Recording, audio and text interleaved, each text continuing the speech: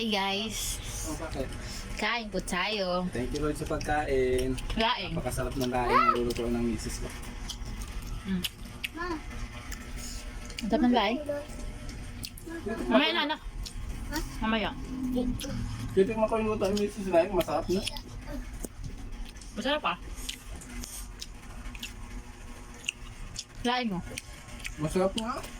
Manghanga lang. Napakasarap ng laing.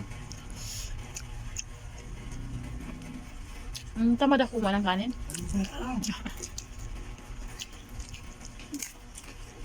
Sarap. Masarap naman ng laing na to. Nambot. 10 over 10 pa rin. Kahit wala kong gana. Bakit? Yun po sa magpapaluto ng laing. Gusto nga, gusto kong pork. Gabakang ham? Mahilig po pagluto yung misis ko ng laing. Napakasarap ng lasa. Kaya nangangayayat ako eh. Kasi yung pinakain ko lagi, hindi masarap. Wala nang taba, anak. Joke lang. Napakasarap pala. Alin pa ha?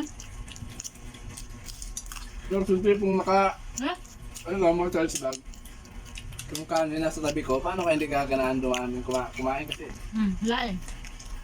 No? Dapat ko sa kanya yung kaldero.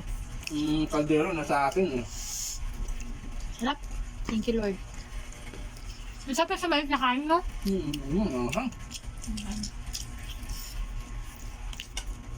Napakasarap ng luto ng misis talaga na lahi.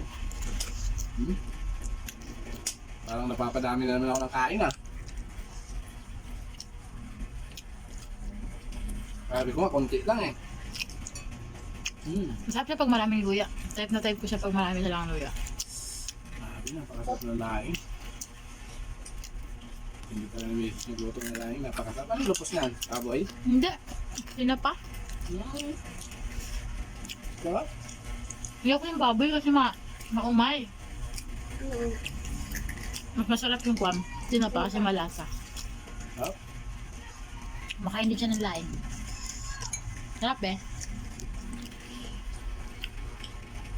Ang unang. Ang nga. Masarap kasi eh. Masarap sa saing, bagong saing ng kanin.